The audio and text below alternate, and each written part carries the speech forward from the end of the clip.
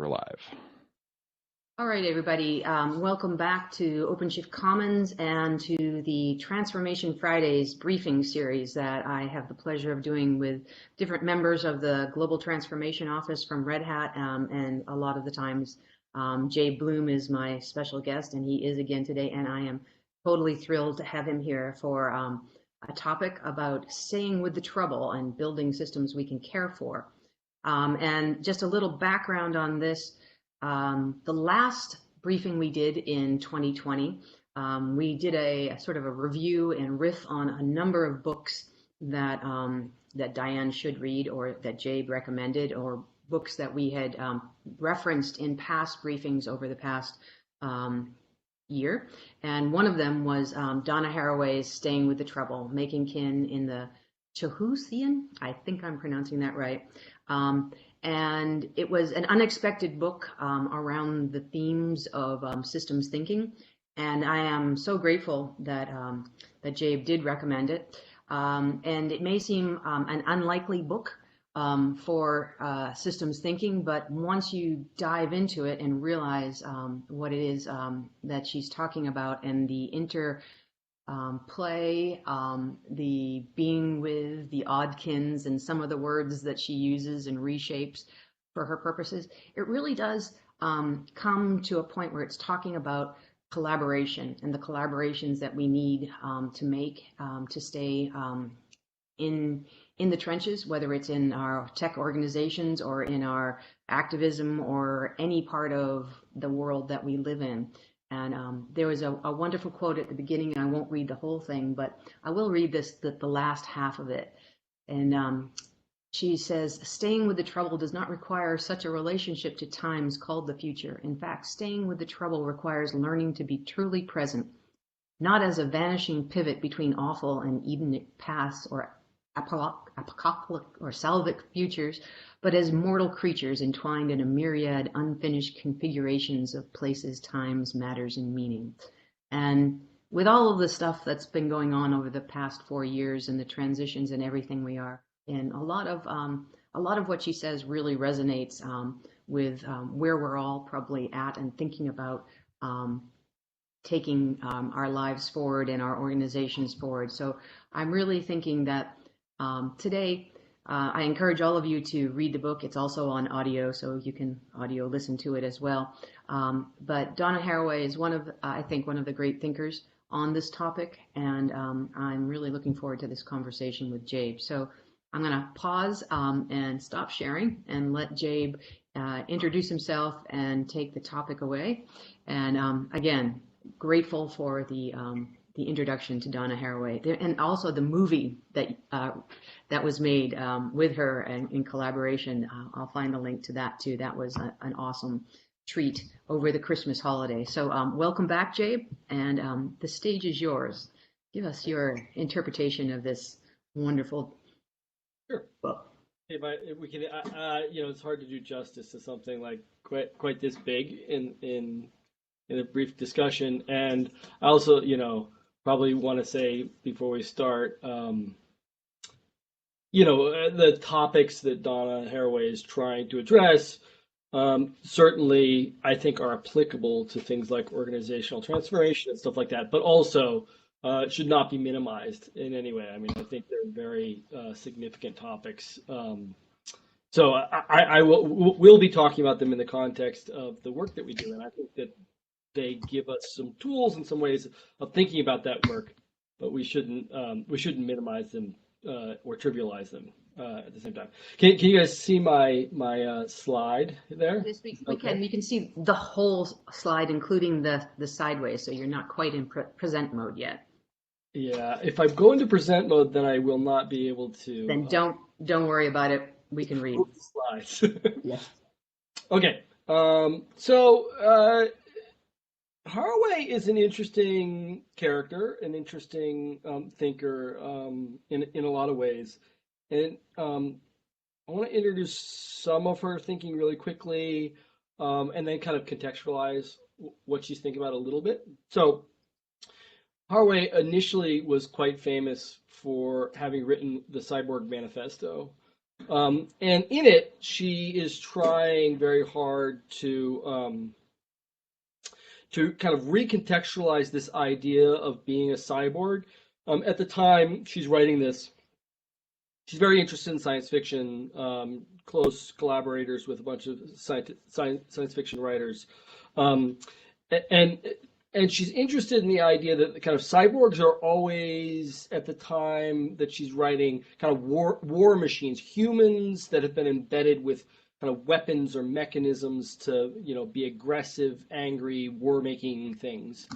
And one of the things she becomes interested in is whether or not she can repurpose the idea of a cyborg from a feminist perspective. How would a feminist look at a cyborg? What would it mean to be a feminist cyborg?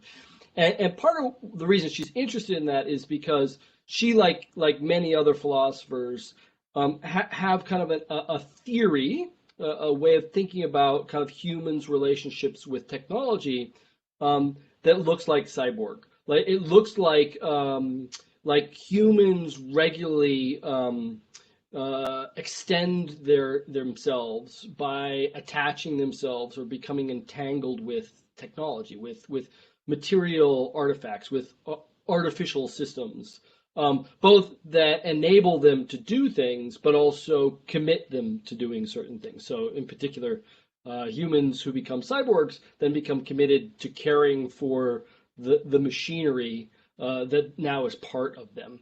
Um, and so Haraway spends a good deal of time kind of thinking about this way in which humans become entangled with technology, and what that might mean for the way we kind of think about ourselves. And other philosophers have talked about these ideas. One of my favorite is named Stiegler, and Stiegler kind of goes all the way back to the myth of Prometheus, and suggests the myth of Prometheus and Epimetheus, who Epimetheus is Prometheus's brother. So, and this will kind of like start towards some of the interesting discussions, I think. Prometheus means forethought, and Epimetheus means afterthought. And the gods basically give Prometheus and Epimetheus, who are the Titans, who are Titans, the responsibility of creating humans, or creating all the animals on the planet. And Prometheus kind of like goes away and leaves Epimetheus alone for a while, and Epimetheus makes humans. And one of the things about Epimetheus is, because he's afterthought, he forgets to do things. He doesn't plan ahead, doesn't think about things carefully, doesn't forethought things like his brother. And so he makes humans without fur, without a way of protecting themselves against the cold. And so Prometheus gets upset about this, and so he goes and steals fire from the gods. And originally he meant to steal kind of the ability to be congenial to each other, to like have politics, but instead he steals fire because he can't get to the other thing, and he delivers fire to humans. And this is the first technology. This is the first artificial system that is created, or is that enables humans to do something they shouldn't be able to do, survive in the cold. Now they can survive in the cold, but then they become committed to it, right? Of course, all of this stuff kind of plays out in different ways, but Prometheus eventually gives birth to Pandora, and we get Pandora's box, and all sorts of interesting ways of thinking about technology, and the way that technology allows humans to do things, but also commits them to do other things. And fire becomes the kind of gift and the curse, similar to other things inside of Pandora's box as well.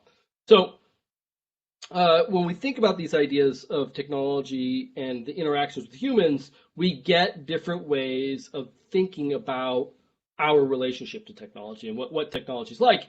And there's three big ones that I like to talk about. I got this from one of my other PhD students that I worked with, Dr. Anne. I'm gonna space on her last name. Damn it. Anyway, so the three are this: human-centered design, cyborgs, and actor network. Right. So these three are three different ways of thinking about the relationships that humans have to technology. So the first one is like what almost everyone thinks about, and it's human-centered. And the idea of this is that there's lots of human beings, and each of them is an individual agent in a system. They control all the agency in the system, and they make decisions. They make good, rational decisions about things, and therefore they can decide to do things like make a hammer, but they use the hammer. They do things with the hammer, and the agency is with the human being.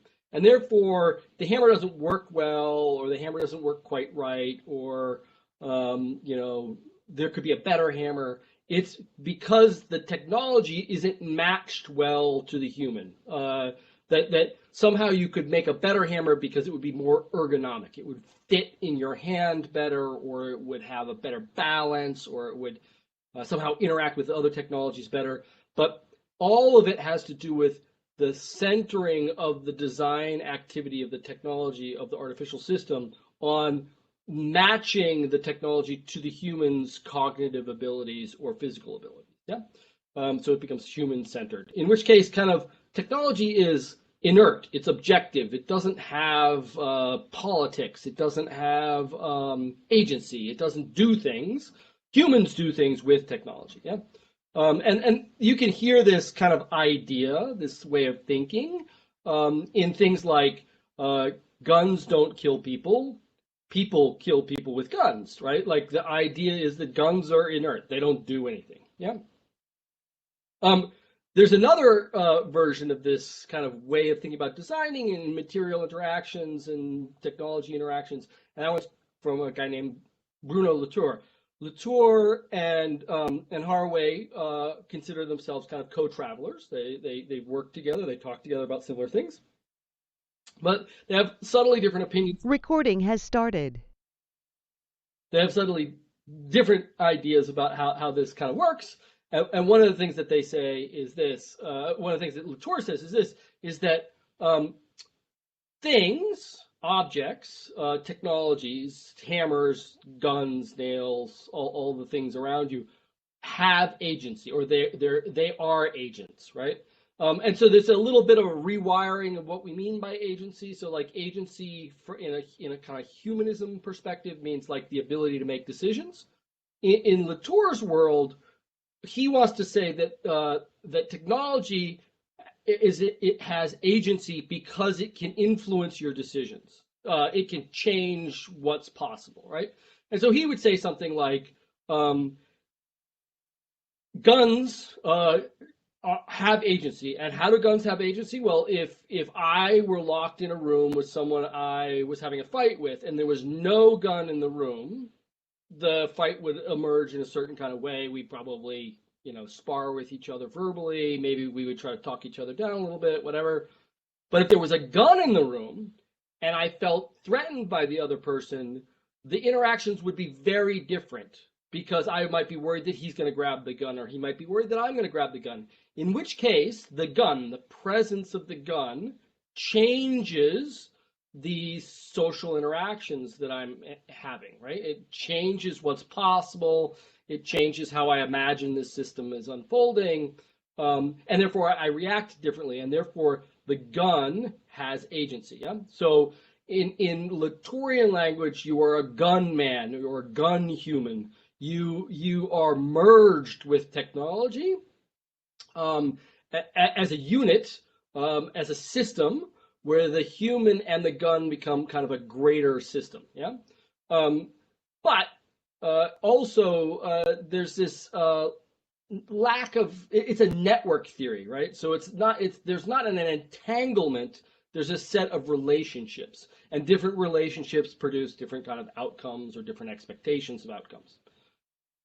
Haraway is a third version of this. And one of the things I'll say about Haraway is Haraway also considers herself kind of a co-traveler with Isabel Stengers. And Stengers has an idea that she calls cosmopolitanism, cosmopolitanism, and what she means by cosmopolitics is this idea that the so cosmos is the opposite. The cosmos is the totality of all localities, right? So in Greek thought, this is the idea that like you are you have the cosmopolitan localism, and cosmopolitan localism means that you are a Athenian, but you're also a Greek. So there's the locality that you are part of. You govern Athens as a member of the polis of Athens, but you are also a member of the cosmos, which is all of the Greek world. And in this way, you get this idea that there's multiple centers of governance. There's like multiple places that are being governed differently, that are evolving differently, that have different ways of being, different ways of thinking about what good and bad are, different ways of negotiating. And that part of that is because they're located in different places. Some places are on islands, some places are on land masses, some places are near the sea, some places are near the fields. And therefore the politics and the relationships that people have kind of emerge from those things. So Isabel Stengers wrote a book with Ilagine Prigogine, and Prigogine is one of the forefathers, or one of the fathers of something called chaos theory. And chaos theory is roughly deterministic complexity theory. And what he kind of is talking about with Stengers in this book called The Era of Time is the idea of complexity and multiple interactions and indeterminacy and the way things become entangled with each other in order to support each other, but also that they stabilize their interactions with each other, but that they can't be separated. When they're separated, when the parts are separated, the complexity goes away, and so do the emergent properties of the system. So Haraway is interested in this kind of theory of complexity, specifically this kind of sense in which complexity, plexus, with plecture, and plecture means weaving or entangling. So complexity is with entanglements. She's interested in this idea of the way that of thinking through a way in which things are entangled with each other. So if human-centered is like agents completely independent of each other, and actor network is agents that are in a network with each other, that have relationships with each other. Cyborgian theory, Harawayan theory, this level of complexity now is that they're entangled with each other. So that the cyborg's relationship with technology is not temporary. It's embedded. It's in their body, and it extends their existence in a specific kind of way. And this stuff leads into ideas by people like Andy Clark, or William James, who would kind of describe what we would call 4E cognition or ecological cognition, where the idea from James would be if you're a blind man and you have a walking stick, you don't use the stick as in like a tool. The stick extends your hand to the ground, so that as you're experiencing the world, the stick is not other than you. It is part of your body now. It's part of your way of sensing and being in the world. And there's really interesting, actually, scientific tests around this. That one of my favorite ones being that they will take someone and they'll have them put both hands on a table, and they'll take a hammer and they'll hit the table with the hammer, not the person's hands, hit the table with the hammer, so that the person can feel the vibrations of the table. And then they'll say, okay, can you take your left hand down? And they'll take their left hand down, and then they'll put a fake left hand there. So the person now looks down and sees what looks like two hands again. And then they pick up the hammer and they smash the fake hand with the hammer.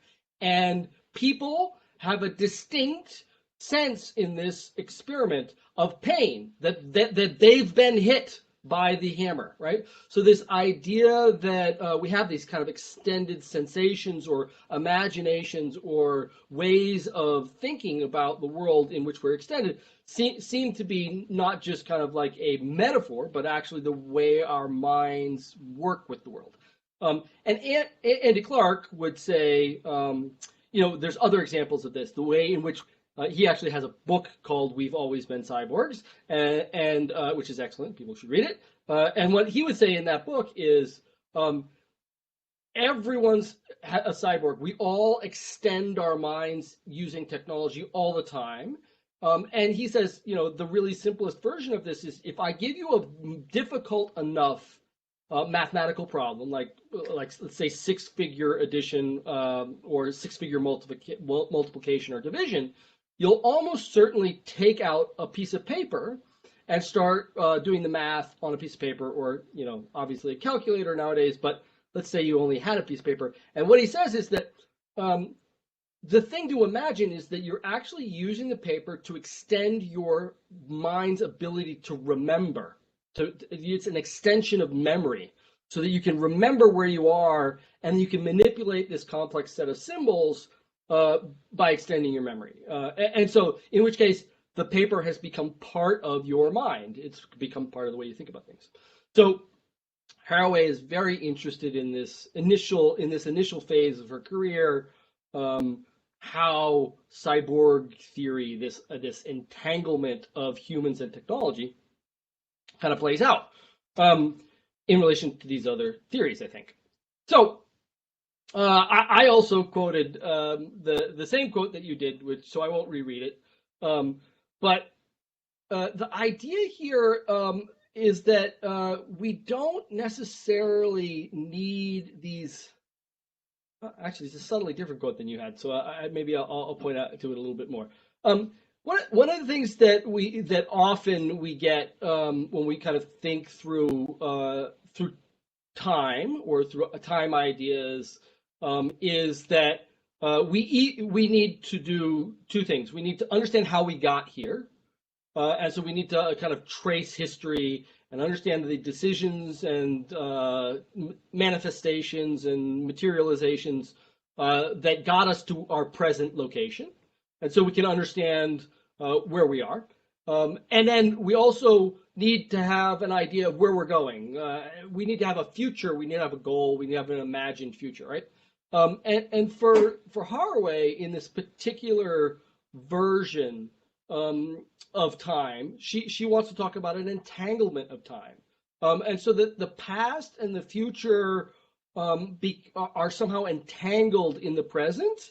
And the way I like to try to explain this is this. I think for Haraway, the past is kind of like a forcing function.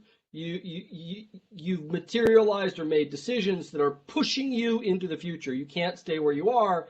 But the options that you have in the future make you have to make decisions. You have to choose whether you're going one way or another. And so the present that she is talking about, I think here, is a sense in which what questions are we currently trying to answer? What's the problem that we're trying to solve right now? What is the trouble that we're in? And where the trouble is an interaction not just of the past, but an interaction of the past with the future. And to bring in a little bit of other kind of theorists, it's the agency of being able to change the future, be able to kind of nudge the future in one direction or another. That's the trouble that humans end up being in. Humans end up having to change the natural progression of things. Haraway probably wouldn't like me to use the word natural there, but so that one of the ways to think about it is that, like, without agency, without humans involved in a situation, one would imagine that the situation would simply unfold towards a future that would be somewhat mechanistic, that it would be kind of in philosophical terminology, it would be a materialistic determination. It would be a deterministic system. Humans, however, because they are involved, kind of embed their decisions and desires and wants and concerns about the future.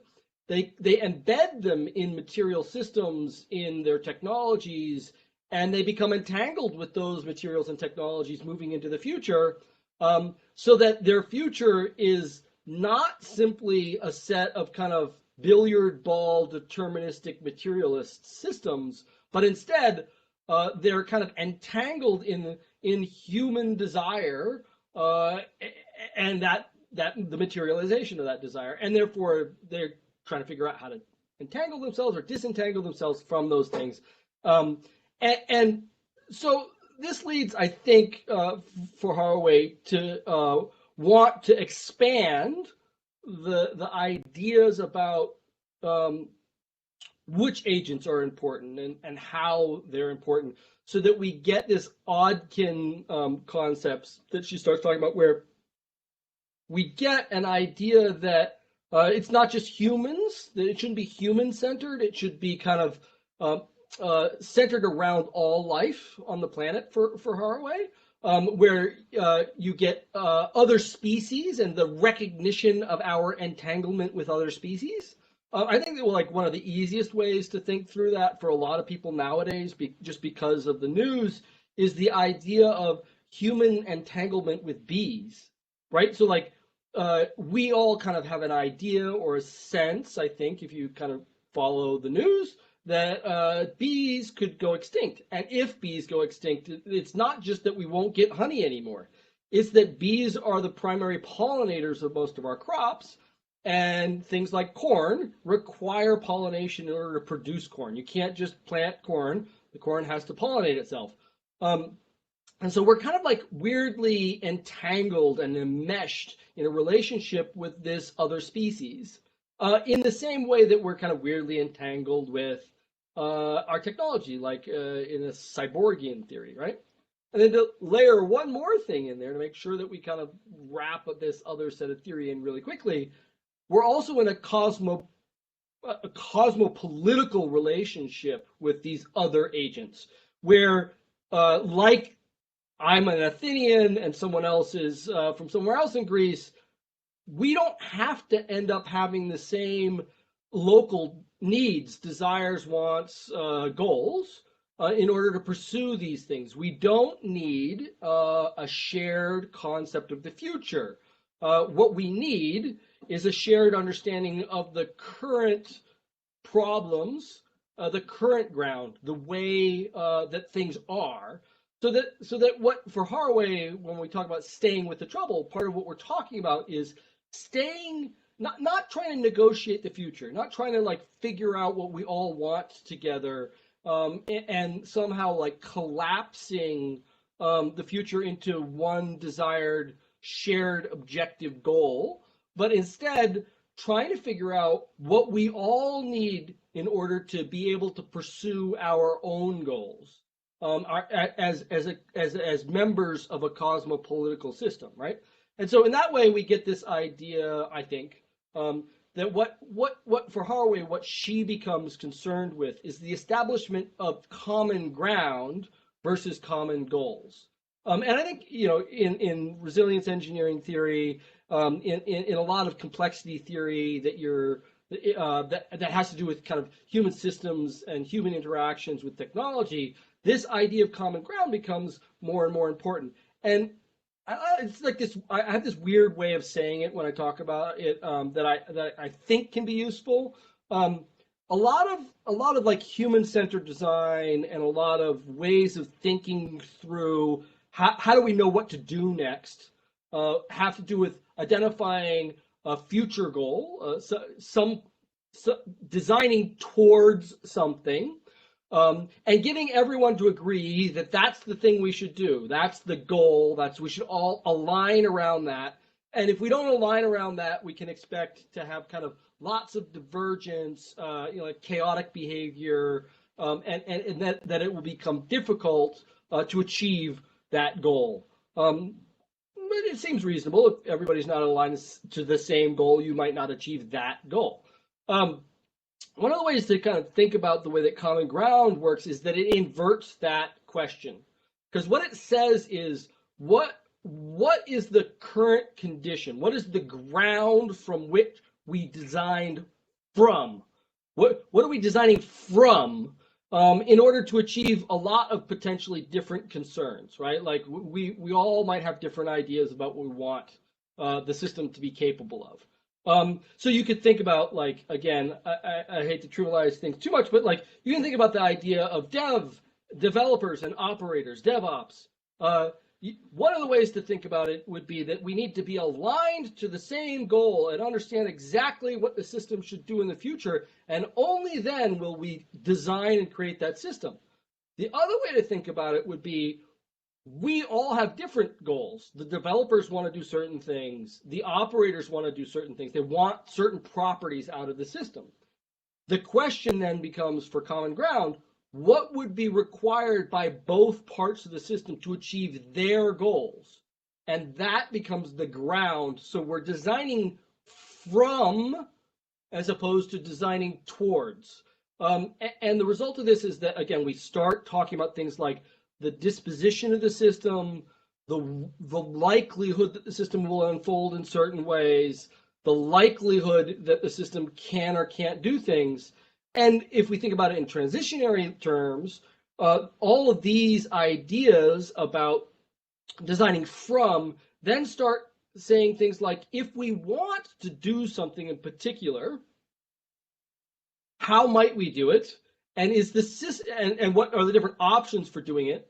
And given the disposition of the system, given the likelihood that the system will do one thing versus the other, when we look at our options, can we pick one based on minimizing the amount of effort required because the system is more disposed towards certain options than it is other options in order to achieve long-term goals? So this idea of designing from condition consequence thinking is another way of saying these type of things, or the ideas of common ground, I think, have a lot to do with what Haraway wants to talk about here. The idea here, another way I've said it in the past, is that huge amounts of like strategy, strategic design, futuring, all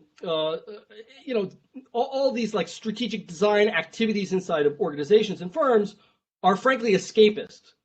They want to imagine a future without starting from where we are right now. They want to escape the current problems and imagine a better future, as opposed to simply continuously engaging in the most pressing current problems, the trouble that we're currently in, and staying here as opposed to escaping to an imaginary future in which the technology kind of solves all of our problems. One of the things to kind of say there is that for Haraway in particular, technology never solves all the problems. It might just move the problems from one place to another, but it doesn't solve the problems. There's no like magical technical fix in the future in Haraway's mind. And so one of the other things to really quickly grasp onto here when we think about this stuff and try to think through it with Haraway's thought is the difference between like this idea of dynamic balance and what's called anti-foundationalism. I'm actually not convinced that Haraway would use the term anti-foundationalism, but we'll talk about that at some other point.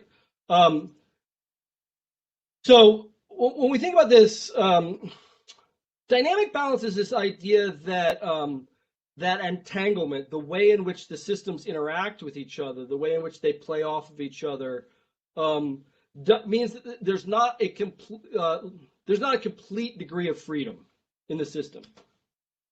Did I freeze? Can anybody hear me out there? We can all hear you out here. Okay, yes, great. You're fine. Keep going. Great. So, so there's not a complete degree of freedom in the systems. The interactions between the system create a movement of the system where the system doesn't stay still or doesn't stay completely stable, but it constantly rebalances itself so that the system is reproduced in a way that one can recognize that the system that we saw yesterday is the same system today, even though maybe all the parts or some significant amount of parts are different, or different pieces are involved. Still same system, just in a different form. And this idea of dynamic imbalance becomes really important in relationship to the second piece, which is what's called anti-foundationalism. So foundationalism is just this idea that that agency, this idea that we keep on pointing at, that there is an agent and the agent does something, requires the pre-existence of the agent. Like there has to be a foundation to the thing, and these ideas have to do with the way in which epistemological systems kind of think their way through things. An anti-foundationalist system basically says that the agent doesn't actually have to pre-exist its actions. The agents can be created in its actions. And in this way, there's this weird thing that Haraway does where she kind of talks about it's not necessary to like completely understand the past. And what she means, I think, by that is that there is no need to trace your current decision back through a causal chain to the beginning of time. Yeah, there's no need for that. There's no foundational decision that deterministically, like a ping pong ball, ends up causing you to make the decision you're making right now. There's no foundation. Instead, there is an emergent, complex interaction of things that open a significant amount of possibilities, and those possibilities are offered through this interaction of a complex system that creates a dynamic balance that opens a phase space, and then your decisions contribute to the future complexity of the system, but they only kind of contribute to the future complexity of the system in that kind of like butterfly wing kind of way. It would be impossible to trace your decision, particularly in the long-term future. It's only that it nudged the system slightly. Yeah. So there's no foundation. There's no sense of the causality that you would think of in like a Newtonian kind of way. So that when we think about kind of cyborgs and we think about cosmopolitical systems involving multiple species and multiple technologies and multiple centers of power, one of the things we end up having to kind of think through is that there is no determinism to it. There's only kind of an unfolding of it, and that we need, because of this constant unfolding, we always kind of have to return to, well, what's the system like now? We have to return to this concept of the present, or staying with the trouble constantly. I think it's interesting to think through, and there's all sorts of things that I could kind of rant about here about kind of compressive time and our misunderstanding of what it means to be present. And there's all sorts of really interesting things to be said about, like, Donna Haraway likes to say things like it's important to be fully present, but I don't actually think that she means that in kind of like a Buddhist sense of being fully present. I think the Buddhist sense of detachment, of being fully present, but yearning for a detachment or a lack of commitment as a form of enlightenment. I think for Haraway, she thinks that in fact it's the opposite. Staying with the trouble is an acknowledgement of our entanglement with the present, our entanglement over time, our inability to extract ourselves. And for her, I think this idea of staying with the present or staying with the trouble is about authentically engaging in the challenges that we are currently facing, as opposed to trying to escape them. So 2 more slides, and then I'll stop talking. We get this idea then of process theory versus objective reality, or senses of objectivity and independence. One of the kind of things to think through here is that Haraway kind of comes from a set of theory that's called process theory that goes back to Whitehead and to Deleuze and others who want to think through kind of how things become ongoing entanglement, how things kind of are always becoming. One of the weird ways to say this is that for Haraway and for process theorists in general, nothing is ever complete. There's no way of saying what something is, because it never is. It's never fully there. It's always somehow entangled in the future and the past. It's parts of it are always missing, and that has to do with like commitments and things that we've done and committed ourselves to in order to create the stabilities and the ideas we have about identity and who we are and what we want out of the world. All of those things require imagining a future and committing and making things, at least, trying to recreate or reproduce things in a way that kind of pulls us into the future, because what we want to be, what we believe we are, is a commitment to continue to be the way we imagine ourselves, and that is a future state. It's not a present state. So we're never fully there. We're never fully realized. We're always kind of smeared across time in a way.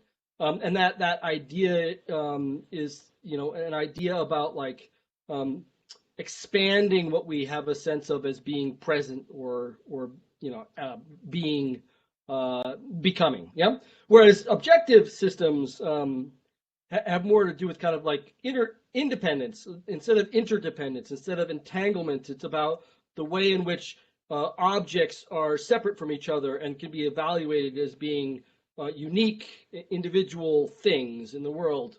And these two theories, they go way back in time, frankly. Heraclitus and Parmenides, Heraclitus argued that you never step in the same river twice, which is a whole interesting conversation to have at some point. And Parmenides argued that time doesn't exist, that everything, time is an illusion. There is no such thing as time, and the entire universe is fixed. So the idea that you don't step in the same river twice to Parmenides is roughly nonsense. So these ideas, these arguments have happened for a long time. And I will tell you just really quickly, in general, Parmenides has been taken more seriously than Heraclitus by most scientists and physicists especially. And Heraclitus is kind of considered to be a little bit nonsense at times. So last thing, kind of call to action part of this. For Haraway and for a lot of people who are fellow travelers with Haraway, she has this idea, like there's a fine line between acknowledging that we're in trouble, that there's problems. We have problems that we have to solve as humans, as agents in the world, as oddkin, as entanglements with the rest of living species on the planet, but that we can't, we can't, in her terminology, we can't succumb to an abstract futurism. We can't embrace this escapism of imagining that if we just can imagine the right future and align everybody against that future, that we will escape because we'll know where to go next. And so we can't do this escapism, but we also, on the other hand, we can't go to the past and say all of the decisions that we've made mean that this is a fuck vid complete, that it is hopeless, that there's nothing we can do about it, that kind of the environmental crisis, it's too late now. We just have to give up.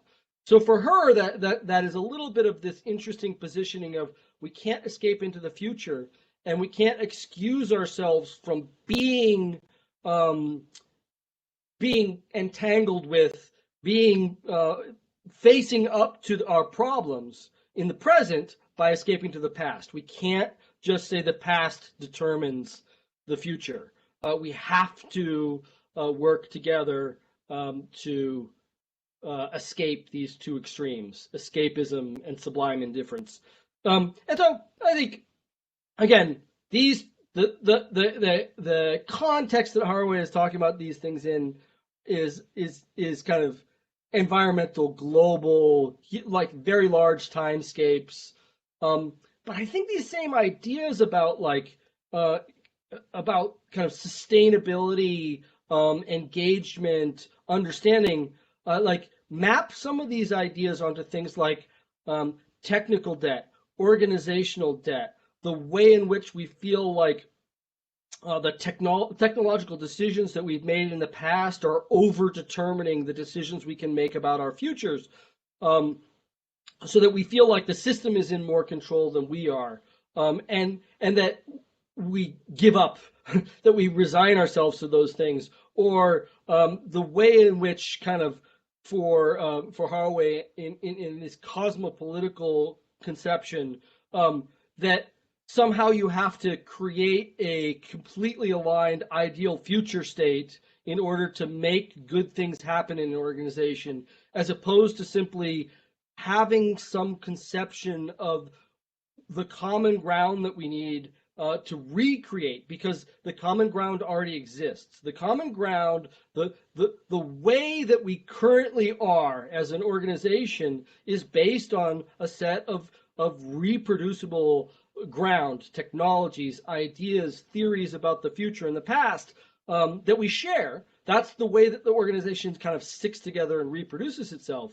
So if we want to change our future, focusing on changing the common ground and our common understanding of the technologies and ideas and concepts that we have about who we are and what we're able to do, as opposed to reducing autonomy of teams, we can recognize their interdependence and recognize their multiple concerns for what they want as not being the same, and still create common ground, and stay with the trouble that we have with reproducing that common ground as a way of moving forward through transformation.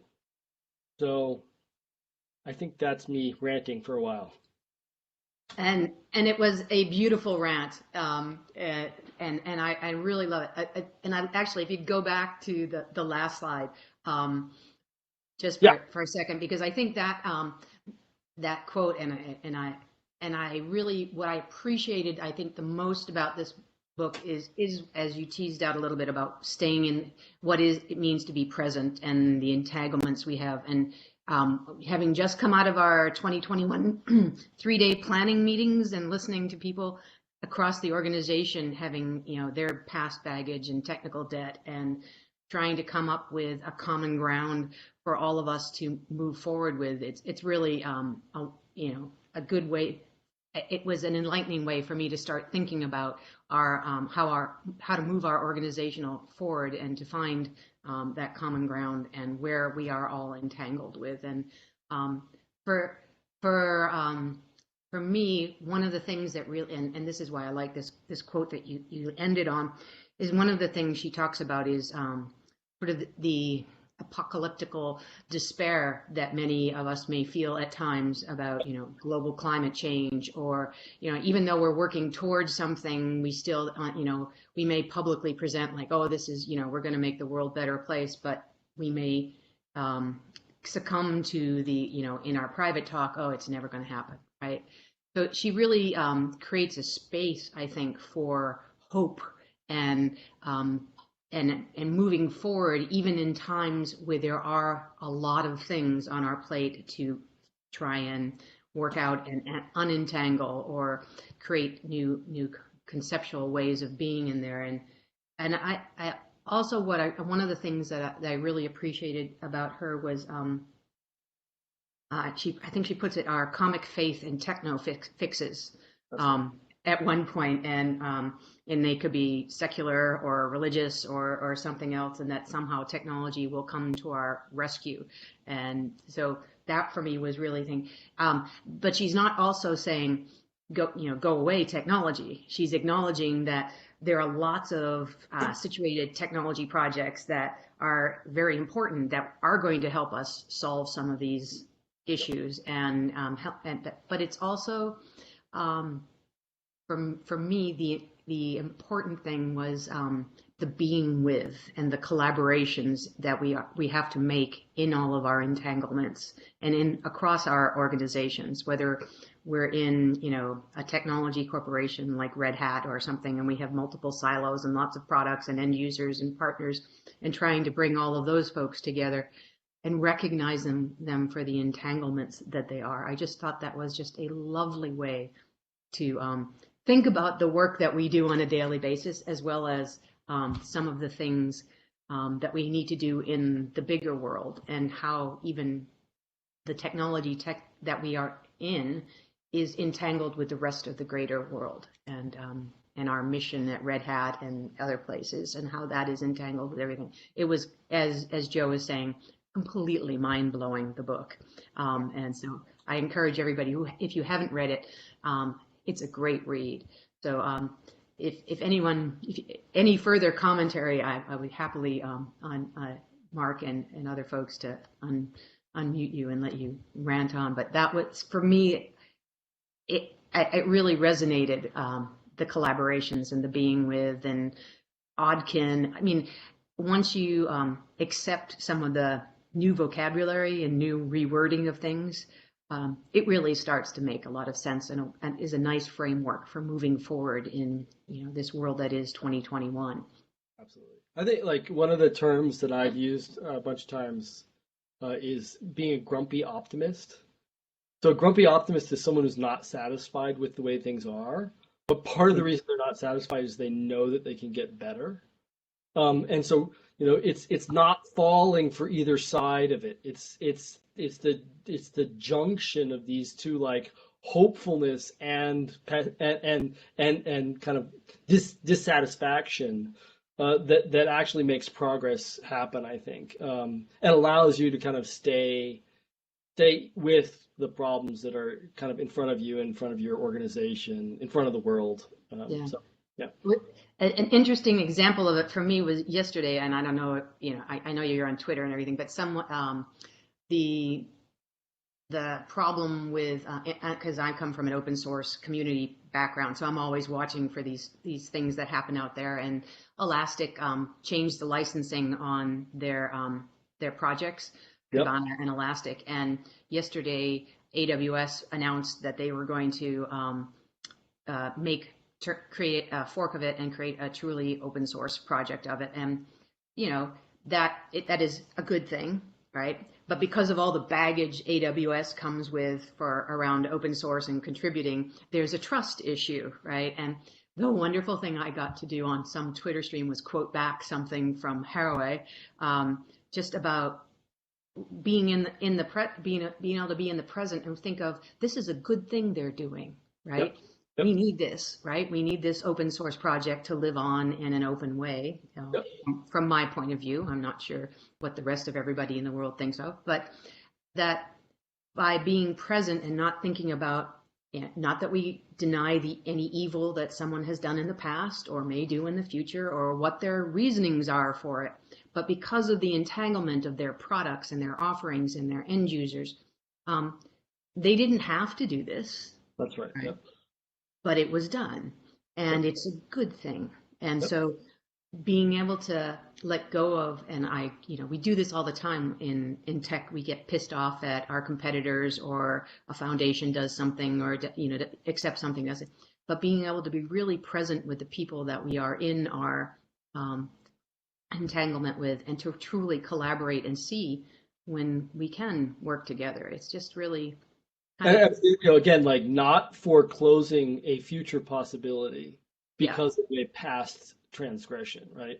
yeah, And that's the trick, is to say, like, listen, if you want to say that Amazon will not do this because they don't really know how to do it, and you refuse to let them do it, if you foreclose that future, you assure yourself that it won't happen.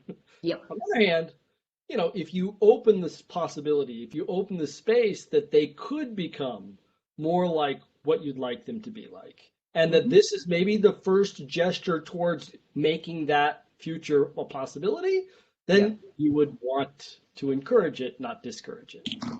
yeah.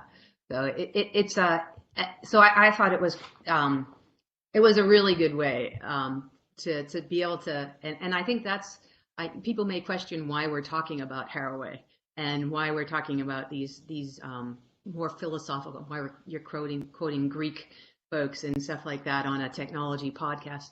But I think it's these um, deeper ways of thinking about the problems that we're stuck in today.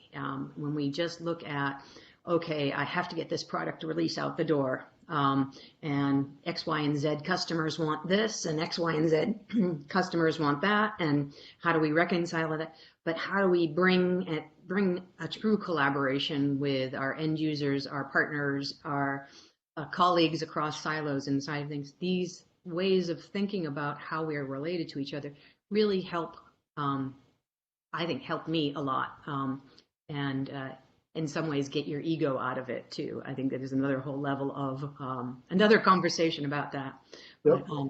it's definitely something that I look forward to more. And I think the Isabel Stenger books are next on my list, as well as still trying to get through the Senge books. And there's a whole slew of them. So I'm not going to go back and read Greek philosophers this month, but maybe in the future. Maybe that could be a retirement project. Who knows? But I was going to end with a quote that I really liked from her, because we're almost at the end of our hour, or we are quite close to it. But she says this wonderful thing that she says, "Nobody lives everywhere. Everybody lives somewhere. Nothing is connected to everything, and everything is connected to something." And I think she talks about strings and connections and collaborations. And I just think that so is dead on Yeah.